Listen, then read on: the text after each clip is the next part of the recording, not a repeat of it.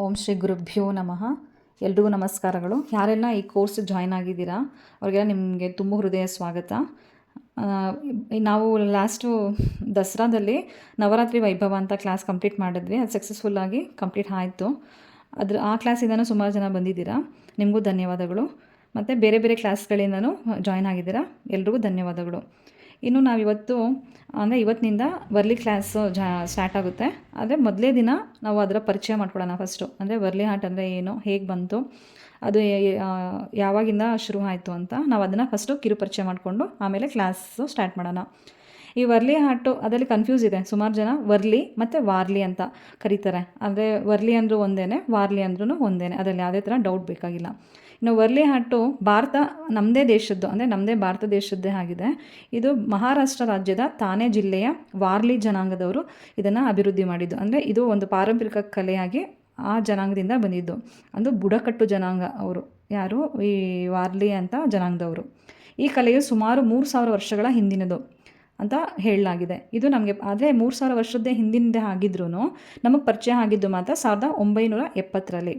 ವಾರ್ಲಿ ಜನ ಹೆಂಗಂದರೆ ಅವರು ನೇಚರ್ನ ಅಂದರೆ ಪ್ರಕೃತಿನ ಪೂಜೆ ಮಾಡ್ತಾಯಿದ್ರು, ಆರಾಧನೆ ಮಾಡ್ತಾಯಿದ್ರು. ಸೊ ಹಾಗಾಗಿ ಅವರು ಬೆಟ್ಟಗಳು, ನದಿ, ಮರ, ಚಂದ್ರ, ಸೂರ್ಯ, ಪ್ರಾಣಿ ಮತ್ತು ಕೃಷಿಯನ್ನೇ ದೇವತೆಗಳಂತೆ ಆರಾಧನೆ ಮಾಡ್ತಾಯಿದ್ರು. ಇನ್ನು ಈ ಕಲೆಗೆ ಅವರು ಬಳಸ್ತಾ ಇದ್ದ ಬಣ್ಣ ಯಾವುದಪ್ಪ ಅಂದರೆ ಗೋಡೆಗಳಿಗೆ ಬ್ಯಾಕ್ಗ್ರೌಂಡ್ ಬಂದ್ಬಿಟ್ಟು ಅವರು ಕೆಂಪು ಅಥವಾ ಕೆಮ್ಮಣ್ಣನ್ನು ಬ್ಯಾಕ್ಗ್ರೌಂಡ್ ಕೊಟ್ಟು ಅದ್ರ ಮೇಲೆ ಬಿಳಿ ಬಣ್ಣದಿಂದ ಚಿತ್ರ ಬಿಡಿಸ್ತಾಯಿದ್ರು. ಅದು ಬಿಳಿ ಬಣ್ಣ ಹೇಗಂದರೆ ಈ ಅಕ್ಕಿ ಹಿಟ್ಟಿರುತ್ತಲ್ಲ, ಅಕ್ಕಿ ಹಿಟ್ಟನ್ನೇ ಅವರು ಪೇಸ್ಟ್ ಥರ ಮಾಡಿಕೊಂಡು ಡಿಸೈನ್ ಕೊಡ್ತಾಯಿದ್ರು. ಮತ್ತು ಅವರು ಪೇಂಟಿಂಗ್ ಬ್ರಷ್ನ ಯೂಸ್ ಮಾಡ್ತಾ ಇರಲಿಲ್ಲ. ಅವರು ಪೇಂಟಿಂಗ್ ಬ್ರಷ್ಗೆ ಬದಲು ಬಿದಿರಿನ ಕಡ್ಡಿನ ಅವರು ಪೇಂಟಿಂಗ್ ಬ್ರಷ್ ಥರ ಯೂಸ್ ಮಾಡ್ತಾಯಿದ್ರು.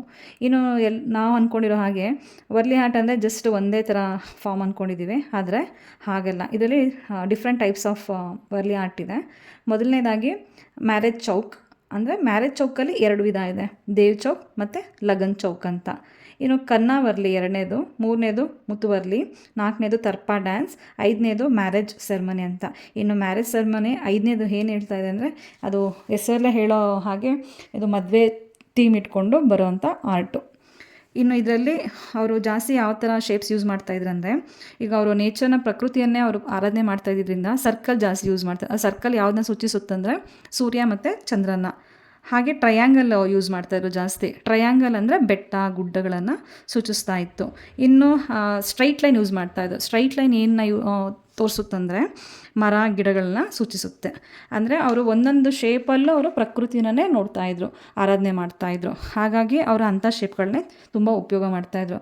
ಇನ್ನು ಅವ್ರು ಈ ಚಿತ್ರನ ಯಾವಾಗೆಲ್ಲ ಬಿಡಿಸ್ತಾ ಇದ್ದಂದರೆ ಅವರ ಮನೆ ಗೋಡೆಗಳ ಮೇಲೆ ಬಿಡಿಸ್ತಾ ಇದ್ದಿದ್ದು ಯಾವಾಗ ಯಾವ ಸಂದರ್ಭದಲ್ಲಿ ಅಂದರೆ ಯಾವುದಾದ್ರು ಒಂದು ಹಬ್ಬ ಬಂದಾಗ ಅಥವಾ ಮದುವೆ ಸಮಾರಂಭ ಅಂತಂದಾಗ ಈ ಊರಲ್ಲೆಲ್ಲ ಈಗ ನಮ್ಮದೇ ಊರಲ್ಲಿ ಯಾವುದೋ ಒಂದು ಜಾತ್ರೆ ಅಂದಾಗ ನಾವು ಹೇಗೆ ಸಂಭ್ರಮ ಹೂವು ಅಲಂಕಾರ ಮಾಡ್ತೀವಿ, ಆ ಥರ ಈ ಬುಡಕಟ್ಟು ಜನ ಮಹಾರಾಷ್ಟ್ರದಲ್ಲಿ ಅವರು ಇದನ್ನು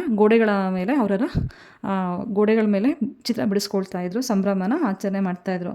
ಅಂದರೆ ಶುಭ ಸಂದರ್ಭದಲ್ಲಿ ಮದುವೆ ಗಂಡು ಹೆಣ್ಣಿಗೆ ಒಂದು ಶುಭ ಸಂಕೇತವಾಗಿ, ಅಂದರೆ ಅವ್ರಿಗೆಲ್ಲ ಒಳ್ಳೆಯದೇ ಆಗಲಿ ಅನ್ನೋ ರೀತಿಯಲ್ಲಿ ಇದನ್ನು ಅವರು ಬಿಡಿಸ್ತಾಯಿದ್ರು.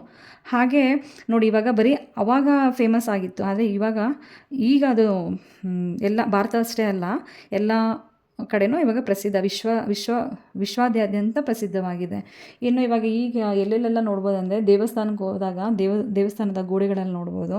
ಮತ್ತು ಸ್ಕೂಲ್ಗೆ ಹೋದಾಗ ಸ್ಕೂಲಲ್ಲಿ ಮಕ್ಳಿಗೆ ಯಾವುದೋ ಒಂದು ಟಾಪಿಕ್ ಅಂದರೆ ಅವರು ಯಾವುದೋ ಒಂದು ಸ್ಟೋರಿ ಅಂದರೆ ಮಾರಲ್ ಸ್ಟೋರಿ ಹೇಳೋದಕ್ಕಾಗಲಿ ಅದು ಸ್ಕೂಲಲ್ಲೂ ಸಹ ಗೋಡೆಗಳ ಮೇಲೆ ನೋಡ್ಬೋದು.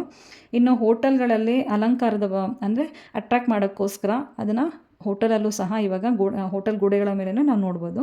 ಇನ್ನು ಅದೇ ಥರ ನಾವೇನು ಡ್ರೆಸ್ ಮಾಡ್ಕೊಡ್ತೀವಲ್ಲ, ಟೀ ಶರ್ಟ್ ಆಗಲಿ, ಸ್ಕರ್ಟ್ ಆಗಲಿ, ಬ್ಲೌಸ್ ಆಗಲಿ, ಸೀರೆಗಳ ಮೇಲೆ ಆಗಲಿ, ಪ್ರತಿಯೊಂದು ಬಟ್ಟೆಗಳಲ್ಲೂ ಇವಾಗ ಈ ವರ್ಲಿ ಆರ್ಟು ಫೇಮಸ್ ಆಗ್ತಾ ಇದೆ. ಸೊ ಹಾಗೆ ಇದು ಇವಾಗ ನೀವು ಫಸ್ಟು ಇದು ನಮ್ಮದು ಬೇಸಿಕ್ ಕ್ಲಾಸ್ ಆಗಿರುತ್ತೆ 9 ಡೇಸು. ಅದಾದಮೇಲೆ ಅಡ್ವಾನ್ಸ್ ಕ್ಲಾಸಸ್ ಇರುತ್ತೆ. ಸೊ ನೀವು ಪ್ರಾಕ್ಟೀಸ್ ಮಾಡಿ ನಿಮಗೆ ಚೆನ್ನಾಗಿ ಸಮಾಧಾನ ಆಗಿ ಪರ್ಫೆಕ್ಟ್ ಆಗಿದ್ದೀನಿ ಅಂತ ಅಂದಮೇಲೆ ನೀವು ಬೇಕಾದರೆ ನಿಮ್ಮದೇ ಏನಾದರೂ ಗಾರ್ಡನಿಂಗ್ ಏನಾದರೂ ನಿಮ್ಮ ಮನೇಲಿ ಮಾಡ್ತಾ ಇದ್ದರೆ ಆ ಗಾರ್ಡನಿಂಗ್ ಪ್ಲೇಸಲ್ಲೂ ಸಹ ನೀವು ಪೇಂಟಿಂಗ್ ಮಾಡ್ಬೋದು. ಅಂದರೆ ಇವಾಗ ಪೇಪರಲ್ಲಿ ಪ್ರಾಕ್ಟೀಸ್ ಮಾಡಿ ಪರ್ಫೆಕ್ಟ್ ಆದಮೇಲೆ ನಿಮ್ಮ ಮನೆ ಗೋಡೆಗಳ ಮೇಲೆ ನೀವು ಅಂದರೆ ಟ್ರೈ ಮಾಡ್ಬೋದು.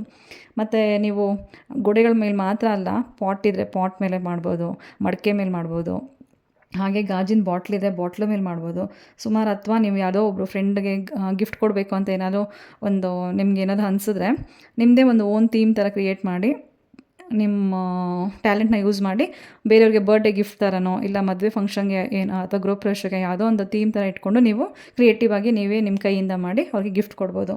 ಸೊ ಇದೆಲ್ಲ ಯಾವಾಗಪ್ಪ ಅಂದರೆ ಫಸ್ಟು ಬೇಸಿಕ್ ಕಂಪ್ಲೀಟ್ ಮಾಡಿ ಅಡ್ವಾನ್ಸ್ ಕಂಪ್ಲೀಟ್ ಮಾಡಿ ನೀವು ಪರ್ಫೆಕ್ಟ್ ಆದಮೇಲೆ ನೀವು ಇಂಥ ಪ್ರಯತ್ನನ ನೀವು ಮಾಡ್ಬೋದು. ಇನ್ನು ನೀವು ಪ್ರಾಕ್ಟೀಸ್ ಮಾಡೋದಕ್ಕೆ ಏನಪ್ಪ ಬೇಕಂದರೆ ಸದ್ಯಕ್ಕೆ ನೀವು ಯಾವುದಾದ್ರು ಪೇಪರ್ ಅಥವಾ ಬುಕ್ ಇದ್ದರೆ ಬುಕ್ಕಲ್ಲಿ ಪ್ರಾಕ್ಟೀಸ್ ಮಾಡ್ಬೋದು. ಇಲ್ಲ ಅಂದರೆ ಖಾಲಿ ಪೇಪರ್ ಇದೆ, ಪೇಪರ್ ಮೇಲೆ ಪ್ರಾಕ್ಟೀಸ್ ಮಾಡ್ಬೋದು. ಆ ಪೇಪರ್ ಪ್ಲೇನ್ ಇತ್ತಂದರೆ ಲೈನ್ ಹೇಳ್ಕೊಳ್ಳಿ. ಲೈನ್ ಯಾವ ಥರ ಅಂದರೆ 1-1.5 ಇಂಚು ಒಂದು ಲೈನ್ ಆದರೆ ಮತ್ತು 3-3.5 ಇಂಚು, ಅಂದರೆ 1.5 ಇಂಚು ಫಸ್ಟು ಮತ್ತು 3.5 ಇಂಚು ನೆಕ್ಸ್ಟು ಮತ್ತೆ 1.5 ಮತ್ತು 3.5 ಹಾಗೆ ಲೈನು ಮೆಜರ್ಮೆಂಟ್ ಮಾಡ್ಕೊಂಡು ಲೈನ್ ಹಾಕಿ ಪರ್ಫೆಕ್ಟಾಗಿ ಲೈನ್ ಹಾಕ್ಕೊಂಡು ನೀವು ಮಾಡಿದಾಗ ಏನಾಗುತ್ತೆ, ಶೇಪ್ ಒಂದೇ ಥರ ಬರುತ್ತೆ. ಕೆಳಗೆ ಮೇಲೆ ಅಂದರೆ ಸಣ್ಣದು ಒಂದು ಕಡೆ ದಪ್ಪ ಒಂದು ಕಡೆ ಸಣ್ಣ ಆ ಥರ ಏನೂ ಆಗೋಲ್ಲ, ಪರ್ಫೆಕ್ಟಾಗಿ ಶೇಪ್ ಬರುತ್ತೆ. ನೀವು ಪರ್ಫೆಕ್ಟು ಶೇಪ್ ಬಂದಮೇಲೆ ಬೇಕಾದರೆ ನೀವು ಫ್ರೀ ಹ್ಯಾಂಡಲ್ಲಿ ನೀವು ಬೇಕಾದರೆ ಮಾಡ್ಬೋದು. ಸೊ ಫಸ್ಟು ನೀವು ಇದನ್ನು ಲೈನ್ಸ್ ಹಾಕಿ ಪೇಪರ್ನ ಪ್ರಿಪೇರ್ ಮಾಡಿ ಇಟ್ಕೊಳ್ಳಿ. ನಾಳೆಯಿಂದ ನಾವು ಕ್ಲಾಸಲ್ಲಿ ನಾವು ಒಂದೊಂದೇ ಹೇಳ್ಕೊಡ್ತಾ ಹೋಗ್ತೀವಿ. ನೀವು ಕ್ಲಾಸ್ ಆದಮೇಲೆ ಏನಪ್ಪ ಮಾಡಬೇಕಂದ್ರೆ ಪ್ರತಿಯೊಂದು ಕ್ಲಾಸ್ ಆದಮೇಲೂ ನಾವೇನು ಹೇಳ್ಕೊಟ್ಟಿರ್ತೀವೋ ಅದನ್ನು ನೀವು ಹೋಮ್ವರ್ಕ್ ಅಂತ ಮಾಡಿ ನಮಗೆ ಕಳಿಸ್ಬೇಕು. ಯಾಕಂದರೆ ನೀವು ಸುಮ್ಮನೆ ಜಸ್ಟು ನಾವು ಕಳಿಸಿದ್ದನ್ನು ಆಡಿಯೋ ನೋಡೋದು, ಸುಮ್ಮನೆ ಆಡಿಯೋ ಮತ್ತು ವೀಡಿಯೋ ನೋಡೋದು ಹಾಗೆ ಸುಮ್ಮನೆ ಬ್ರೇಕ್ ಆಗಬಾರ್ದಲ್ಲ. ನೀವು ಫಾಲೋ ಮಾಡ್ತಾಯಿದ್ದೀರಾ, ನೀವು ಪ್ರಾಕ್ಟೀಸ್ ಮಾಡ್ತಾಯಿದ್ದೀರಾ ಅಂತ ನಮಗೂ ಗೊತ್ತಾಗಬೇಕು. ಸೊ ಹಾಗಾಗಿ ಕೊಡೋ ಪ್ರತಿಯೊಂದನ್ನು ನೆಗ್ಲೆಕ್ಟ್ ಮಾಡದೆ ಹೋಮ್ವರ್ಕ್ ಕಂಪ್ಲೀಟ್ ಮಾಡಿ ನಮ್ಮದೇ ಗ್ರೂಪ್ಗೆ ಪೋಸ್ಟ್ ಮಾಡಿ. ಎಲ್ರಿಗೂ ಧನ್ಯವಾದಗಳು. ನಾಳಿನ ಕ್ಲಾಸಲ್ಲಿ ಮತ್ತೆ ಭೇಟಿಯಾಗೋಣ.